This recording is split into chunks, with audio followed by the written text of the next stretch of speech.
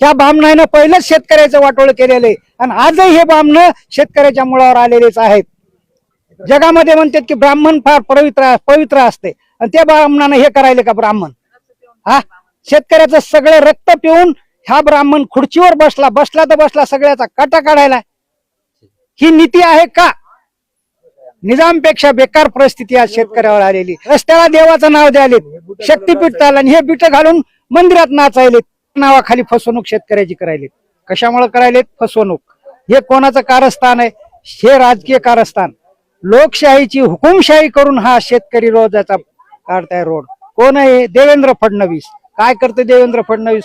Police प्रशासन इथं आणलंय, मारते का? 500 पोलीस इथं प्रशासन दिलेलं आहे. माणसं 50 आहेत शेतकरी आणि पोलीस 500 दिलेली आहे. कोण दिलेली आहे? देवेंद्र फडणवीसनं. आता सत्ता त्याच्या हातात आहे.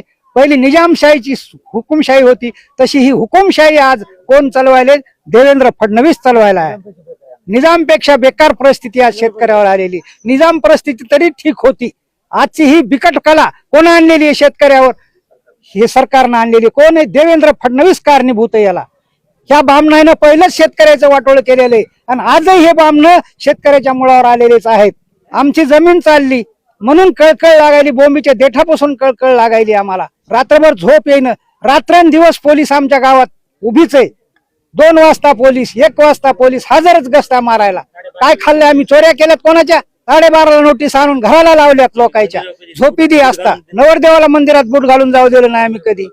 हे बूट घालून चाललेत मधात. कशामुळे चाललेत? काही न्याय नीती आहे का? काही रस्त्याला देवाचं नाव द्यायलेत, शक्तीपीठ चाललं आणि हे बीट घालून मंदिरात नाचायलेत.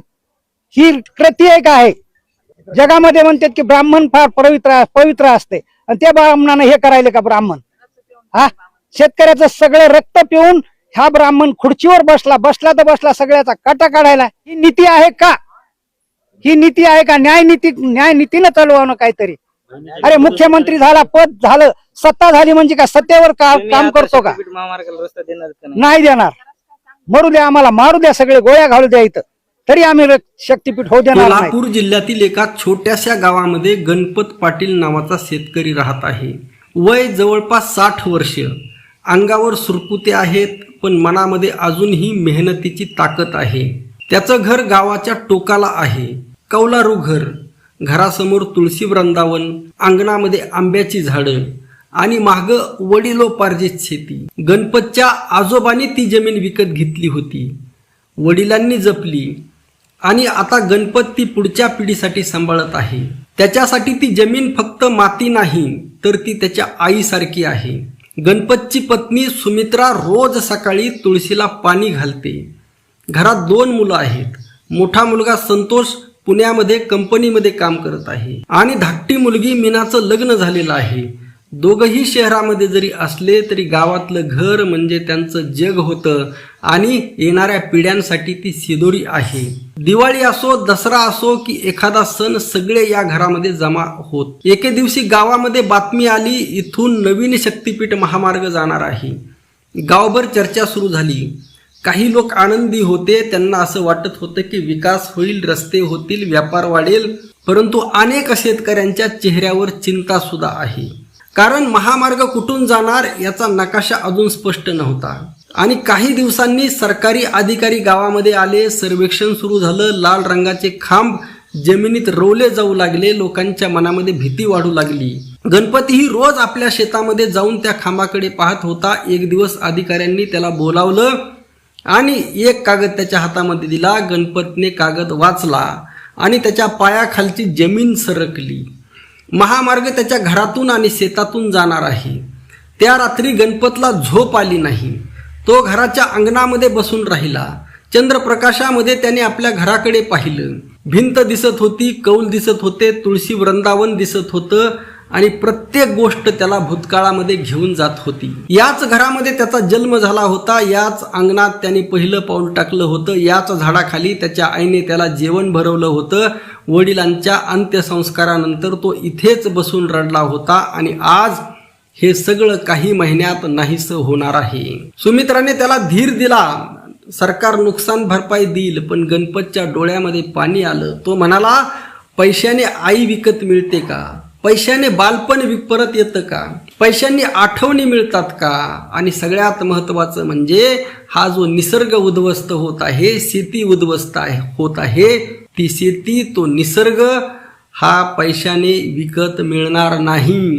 आणि हा पैसा घेऊन काय करायचं? सिमेंटची जंगलं बांधायची, सिमेंटच्या डब्यामध्ये राहायचं. काही दिवसांनी गावामध्ये यंत्र येतील, बुलडोजर येतील आणि लोक आपापलं सामान हलवू लागतील आणि आपलं हे घर मुळासकट उपटलं जाईल, आपली शेती जाईल. आपला मुलगा पुण्यावरून घरी येईल, त्याच्या डोळ्यामध्ये घळा अश्रू येतील, तो भिंतीला टेकून उभा राहील आणि भिंतीवर अजूनही त्याच्या लहानपणीची आठवण पाहून अंतकरणातून रडेल. प्रत्येक वर्षी वडील त्याची त्या भिंतीवर उंची मोजायची. ती भिंत आता पाडली जाणार आहे. मुलगी येईल, तिने घराच्या उंबरट्याला नमस्कार केला आणि रडू लागली, कारण लग्नानंतर ती जेव्हा माहेरी आली तेव्हा या उंबरट्यानेच तिचं स्वागत केलं आणि तो उंबरटा आता राहणार नाही. बघा, तो शेवटचा दिवस आल्यानंतर काय होईल? गावभर शांतता असेल, सगळे लोक गणपतच्या घराजवळ जमतील, बुलडोजर उभा असेल, गणपत शेवटचा घरामध्ये प्रवेश करेल, प्रत्येक खोलीकडे पाहिल, देवघरामध्ये जाईल, देवाला हात जोडेल आणि म्हणेल, देवा मी असं नेमकं काय पाप केलं रे? भिंतीला स्पर्श करेल, अंगणातील माती कपाळाला लावील. परंतु ज्या वेळेस काही दिवसांनी परत येईल, तिथं ना माती राहणार आहे, ना अंगण राहणार आहे, ना तुळस राहणार आहे, ना देवघर राहणार आहे. पूर्वी अगदी शांत आणि निरामय असणारं त्याचं घर, त्याचं शेत बुलडोजरच्या आवाजाने खाडकून जागं होईल.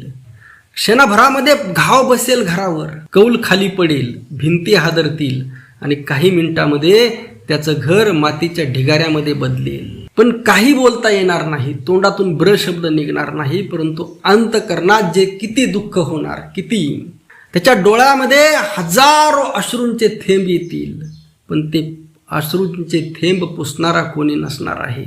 भला मोठा रस्ता तयार होईल, गाड्या वेगाने वाहतील, लोक म्हणतील विकास झाला, परंतु एक दिवस त्याच रस्त्याच्या कडेला गणपत उभा राहील आणि म्हणेल, इथं माझं घर होतं, इथं तुळशी वृंदावन होतं, आज तिथं डांबर आहे, सिमेंट आहे, वाहनांचा कर्कश आवाज आहे, धूर आहे, प्रदूषण आहे, परंतु माझं घर नाही.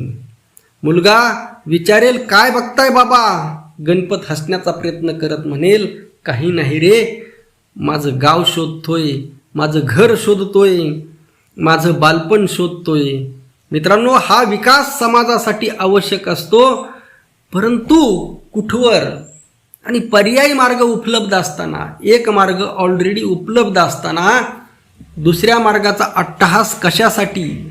देवेंद्र फडणवीस शेतकऱ्यांना का छळत आहेत? देवेंद्र फडणवीस शेतकऱ्यांना का लुटत आहेत? का परेशान करत आहेत? का दारिद्र्याच्या खाईमध्ये ढकलत आहेत? एवढी मोठी हसती खेळती गावं, कुटुंब ही फक्त एका गणपतची कहाणी नाही. अशा हजारो शेतकऱ्यांच्या जमिनी, कुटुंब, आयुष्य उद्ध्वस्त होणार आहेत. आणि पैसा घेऊन काय करायचं? शहरामध्ये जायचं, त्या डबक्यामध्ये राहायचं, सिमेंटच्या जंगलामध्ये राहायचं. म्हणजे जिथं मोकळी हवा आहे, निसर्ग आहे, शेती आहे, आनंद आहे, त्यांच्या आयुष्यभराच्या आठवणी आहेत, पिढ्यानपिढ्याच्या आठवणी आहेत. ठीक आहे, जर अपरिहार्यता असेल तर ठीक, आपण समजू शकतो. रस्ताच नसेल तर समजू शकतो. ऑलरेडी रस्ता आहे, सगळं आहे, मग हा अट्टहास कशासाठी? मित्रांनो, याच्या पाठीमागे प्रचंड भ्रष्टाचार लपलेला आहे. त्याचबरोबर लोकांना फक्त मंदिरामध्ये, मस्जिदीमध्ये गुंतवून ठेवायचं आणि पुरोहितशाही वाढवायची, भोंदूगिरी वाढवायची आणि हाच शेतकरी तिथं त्यांचा भक्त बनून, आंधळा भक्त म्हणून याच शेतकऱ्याच्या येणाऱ्या पिढ्यांना गुलाम बनवायचं, यासाठी हा सगळा अट्टहास सुरू आहे. शेतकऱ्यांनो बघा, तुमची जमीन जात नाही आणि शेजारच्याची जात आहे म्हणून तुम्ही खुश होऊ नका. तर सरसकट एकमेकांना साथ देऊन अगदी जोरदार पद्धतीने सगळे शेतकरी जर एकाच वेळी जर रस्त्यावर उतरले आणि सरकारला ठणकावून सांगितलं की हा महामार्ग नाही म्हणजे नाही, तर एका दिवसामध्ये कॅन्सल होईल. परंतु काही लोक लढत आहेत, काही लोक फक्त बघत आहेत. मित्रांनो, आता मी मराठवाड्यातील आहे आणि माझी जमीन सुद्धा जात नाही, तरी सुद्धा मी तळतळीने बोलत आहे. आणि तुम्ही तुमच्या गावातील काही शेतकऱ्यांची जमीन जात असेल आणि तुमची जरी जात नसेल आणि तुम्हाला जर तळतळ वाटत नसेल तर तुम्ही माणूस म्हणून घेण्याच्या लायकीचे नाहीत. या संघर्षामध्ये आपल्या गावच्या सगळ्या शेतकऱ्यांना साथ द्या आणि हा शक्तिपीठ महामार्ग रद्द करा आणि आपलं मत नक्की कळवा. रामकृष्ण हरी. जय जगद्गुरू. जय शिवराय. जय भीम.